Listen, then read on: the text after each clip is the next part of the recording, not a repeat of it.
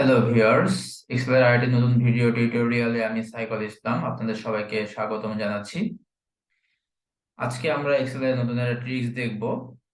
আজকে আমরা বেসিক্যালি এক্সেলের দুইটা নতুন ট্রিক্স দেখব। প্রথম ট্রিক্সটা হচ্ছে কিভাবে একটা অ্যাটেন্ডেন্স শিটকে ডাইনামিক করতে হয়।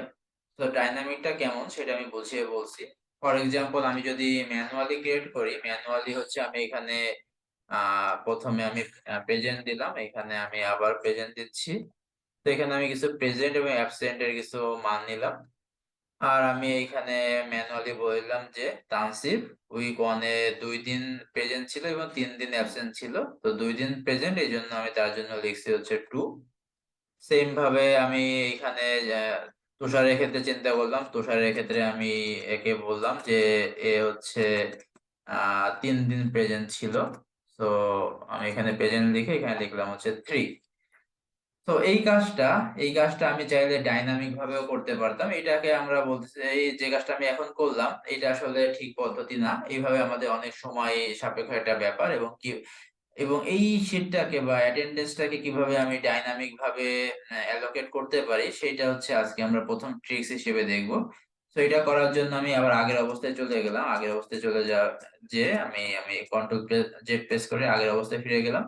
এখন আমি এইখানে চাচ্ছি যে কিছু আহ টিক বার নিয়ে আসবো। তো সেটার জন্য আমি আমার ডাটা সেল গুলোকে সিলেক্ট করলাম। সিলেক্ট করার পরে এখানে আমি ইনসার্টে গেলাম।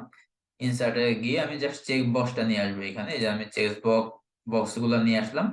এখন আমার টার্গেট হচ্ছে এইখানে আমাদের টোটাল অ্যাটেন্ডেন্সে আমি এখানে একটা ফাংশন ইউজ করব, কাউন্ট ইফ ফাংশন, যেটার মধ্যে আমি বলে দিব যদি আমি এখানে টিকে প্রেস করি তাহলে কতটা টিক প্রেস করা হয়েছে সেটা আমাকে অলরেডি এখানে কাউন্ট করে দিবে। এই জন্য আমাকে এখানে একটা ফাংশন ইউজ করতে হবে যেটার নাম হচ্ছে কাউন্ট ইফ ফাংশন। তো আমি প্রথমে একটার জন্য তানসিফের জন্য করি। তানসিফের জন্য করলে বাকি মানগুলোকে যদি আমি জাস্ট ফিল হ্যান্ডলিং করি আমার সবগুলা মানই আমি অনায়াসে বের করতে পারবো। সো আমি জাস্ট এখানে ইকুয়াল টু প্রেস করলাম, দেন হচ্ছে আমি কাউন্ট ইফ ফাংশন থেকে কল করলাম, ফার্স্ট ব্র্যাকেট ওপেন করলাম। আমাকে প্রথমে বলছে যে এখানে দুই প্যারামিটারের মধ্যে দুইটা মান সিলেক্ট করে দিতে বলছে, এটা হচ্ছে রেঞ্জ আর এটা হচ্ছে ক্রাইটেরিয়া। তো প্রথম রেঞ্জটা হচ্ছে সানডে থেকে শুরু করে স্যাটারডে পর্যন্ত বারের নামটা। তো আমি প্রথম রেঞ্জটা দিয়ে দিলাম। একটা কমা প্রেস করতে বলছে, কমা প্রেস করলাম, দেন আমাকে বলছে ক্রাইটেরিয়া। সো এইগুলা যদি সত্য হয়, মানে এইগুলা এই চেক বারের উপরে বা চেক বক্সে যদি আমার টিক সাইন হয় তাহলে শুধুমাত্র অ্যাটেন্ডেন্স কাউন্ট হবে। যদি টিক সাইন না হয় তাহলে অ্যাটেন্ডেন্স কাউন্ট হবে না। এই জন্য যদি টিক সাইন পাওয়া যায়, তার মানে যদি এখানে ট্রু হয় ব্যাপারটা, তাহলে হচ্ছে আমার এই ফাংশনটা কাজ করবে। এরকম আমি একটা শর্ত দিয়ে দিলাম, দেন আমি ফার্স্ট ব্র্যাকেট ক্লোজ করলাম, এন্টার প্রেস করলাম। তো শুরুতে আমার আউটপুট 0 দেখাচ্ছে, কারণ আমার এই প্রথম যে 6 নম্বর যে সেল তানসিফের যে রোটা, তানসিফের রোতে আসলে এখন আপাতত কোনো টিক সাইন নাই। তো আমি একটা টিক সাইন দিলে এখানে কিন্তু আমার অ্যাটেন্ডেন্সটা চেঞ্জ হয়ে যাবে। ফর এক্সাম্পল দেখেন, আমি যদি সানডেতে টিক সাইন দেই তো আমার অ্যাটেন্ডেন্সের মান এখন বেড়ে 1 হয়ে গেছে। আবার আমি যদি থার্সডে বা বৃহস্পতিবারে একটা টিক সাইন দিই এখন 2 হয়ে গেছে। দেন আমি যদি ফ্রাইডেতে টিক সাইন দিই 3 হয়ে গেছে। তো এরকম আমি যদি এখন প্রত্যেকটার জন্য করতে চাই, জাস্ট আমাকে এখানে ফিল হ্যান্ডলিং করতে হবে। আমি ফিল হ্যান্ডলিং করলাম। ফিল হ্যান্ডলিং করার সাথে সাথে আমার এই মানগুলো অটোমেটিক্যালি এখন আপডেট হয়ে যাবে। এখন আমি ফর এক্সাম্পল উৎপল, আমি চিন্তা করলাম যে Utpal Monday, then Thursday, Friday and Saturday 4 দিন উপস্থিত ছিল, এই জন্য উৎপলের জন্য কিন্তু 4 দেখাচ্ছে অটোমেটিক্যালি। এটা কিন্তু আপডেট হয়ে গেছে। সেম ভাবে তানভীরের জন্য আমি মনে করলাম যে তানভীর পুরো 6 দিনই উপস্থিত ছিল একটা বারের। তো এই জন্য আমার এখানে 6 দিনে আমি টিক সাইন দিলাম, অটোমেটিক্যালি কিন্তু 6 এখানে চলে আসছে। তাহলে এটা খুব সুন্দর একটা পদ্ধতি হইতে পারে। এটা আমাদের গার্মেন্টস এর ক্ষেত্রে বা যে কোনো ইন্ডাস্ট্রির ক্ষেত্রেও, আমি যদি আমার এমপ্লয়িরা প্রত্যেক উইকে কে কবে আসছে কে কবে আসে না এরকম হচ্ছে আমি একটা অ্যাটেন্ডেন্স শিট ক্রিয়েট করতে চাই, আমি খুব সহজে এরকম ডাইনামিক অ্যাটেন্ডেন্স শিটটা ক্রিয়েট করতে পারবো। তো এটা হচ্ছে আমার ট্রিক্স অন ছিল। পরবর্তীতে আমি ট্রিক্স টু তে চলে যাব। ট্রিক্স টু টা হচ্ছে আমি আমার ডেটা সেটটাকে একটু বড় করে নেই। সো আমার এরকম একটা ডেটা সেট দেওয়া আছে। এখানে কিছু স্টুডেন্টের নাম দেওয়া আছে এবং এই স্টুডেন্টরা সিএসসি এবং ট্রিপলিতে কে কেমন রেজাল্ট করছে তার গ্রেড শিটটা দেওয়া আছে। তো আমাকে এখানে বের করতে হবে হচ্ছে এই কোন কোন স্টুডেন্ট সিএসসি এবং ট্রিপলি উভয় সাবজেক্টে এ পাইছে। এটা আমার বের করতে হবে। সেই স্টুডেন্ট গুলোর নাম আমার এখানে শো করবে, আমি এটা চাচ্ছি। সো আমার যদি উভয় সাবজেক্টই হয়, উভয় সাবজেক্ট যদি বের করতে হয় তাহলে আমাকে এক্সেলে সবসময় এন্ড সাইন ইউজ করতে হবে। এবং আমার যদি যে কোনো একটা সাবজেক্ট হইতো তখন আমি এখানে অর সাইন ইউজ করতে, অর সাইন ইউজ করতে আমি অর এর জন্য আমাকে প্লাস সাইন ইউজ করতে হইতো। আমি এটা একটা কন্ডিশন বলে দিলাম। সো আমার এখন টার্গেট কি? টার্গেট হচ্ছে এই স্টুডেন্টের মধ্যে কারা দুইটা সাবজেক্টেই এ পেয়েছে। সো এটা বের করার জন্য আমার এখানে ইকুয়াল টু প্রেস করতে হবে এবং ফিল্টার ফাংশনকে কল করতে হবে। ফিল্টার ফাংশনকে কল করলাম, করার পরে আমাকে বলছে যে রেঞ্জ সিলেক্ট করে দিতে, যে আমি কাদের মান দেখতে যাচ্ছি। তো আমি যদি স্টুডেন্টের মান দেখতে যাচ্ছি, স্টুডেন্ট আমার এখানে রেঞ্জ হবে। আমি স্টুডেন্টের মানটা সিলেক্ট করলাম, সিলেক্ট করে কমা প্রেস করলাম, দেন আমাকে বলছে কন্ডিশন অন।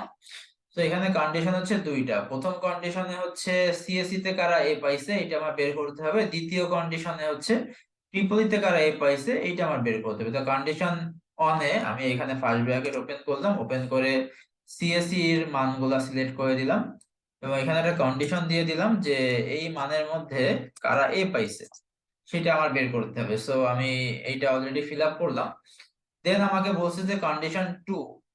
কন্ডিশন টুটা কি? কন্ডিশন টু হচ্ছে আমার টিপলিতে কারা কারা এ পাইছে এটাও বের করতে হবে। দুইটা সিএসসি এবং টিপলিতে উভয় বিষয়েই কারা এ পাইছে এটা আমার বের করার টার্গেট। যেহেতু উভয় বিষয় তার মানে দুইটা কন্ডিশনে সত্য হইতে হবে, আর দুইটা কন্ডিশন একসাথে জোড়া লাগানোর জন্য আমাকে যে সাইনটা ব্যবহার করতে হবে সেই সাইন হচ্ছে এন্ড সাইন, এবং এক্সেলে এন্ড এর জন্য হচ্ছে ইনটু সাইন বা গুণ সাইনটা ইউজ করা হয়। এই জন্য আমি এখানে স্টার সাইন বা গুণ সাইন ইউজ করলাম।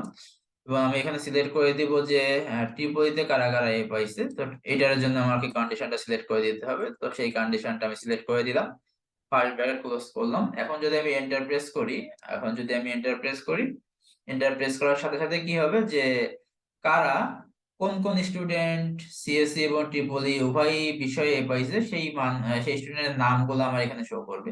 তো আমি একটু ম্যানুয়ালি চেক করি, দেখা যাচ্ছে যে তানসিফ সিএসসি এবং ট্রিপলি দুইটা সাবজেক্টে এ পাইছে। দেন হচ্ছে এখানে রাফি সিএসসি এবং ট্রিপলি দুইটা সাবজেক্টে এ পাইছে। সেলিম সিএসসি এবং ট্রিপলি দুইটা সাবজেক্টে এ পাইছে। তার মানে সেলিম, রাফি এবং তানসিফ এখানে দেখানোর কথা। আমি যদি এন্টার প্রেস করি তো দেখেন যে পারফেক্টলি আমার তিনটা নামই দেখাচ্ছে, যে তানসিফ, রাফি এবং সেলিম। এই তিনজনই শুধুমাত্র দুইটা সাবজেক্টে এ পেয়েছে, বাকি কেউ কিন্তু দুইটা সাবজেক্টে এ পায়নি। তো খুব সহজেই আমরা কিন্তু এটা শর্টকাট ট্রিক্স দিয়ে আমাদের যে মানগুলা ছিল মানগুলো আমরা বের করে ফেলতে পারলাম। এরকম আরো নতুন শর্টকাট ট্রিক্স এবং টিপস নিয়ে আমি হাজির হব আর আবার কোনো নতুন টিউটোরিয়ালে। সেই পর্যন্ত সবাই ভালো থাকবেন, সুস্থ থাকবেন, এবং আমার ভিডিও যদি আপনাদের ভালো লেগে থাকে অবশ্যই আমার চ্যানেলটিকে সাবস্ক্রাইব করবেন এবং বন্ধুদের সাথে অবশ্যই শেয়ার করতে ভুলবেন না। এবং আমার যে লেকচার গুলা এই লেকচার গুলা নিজেরা বাসায় প্র্যাকটিস করবেন যাতে আপনারা এই বিষয়গুলোতে এফিসিয়েন্ট হইতে পারেন। তো আজকে এই পর্যন্তই থাকবে, দেখা হবে নতুন কোনো ভিডিও টিউটোরিয়ালে। আল্লাহ হাফেজ।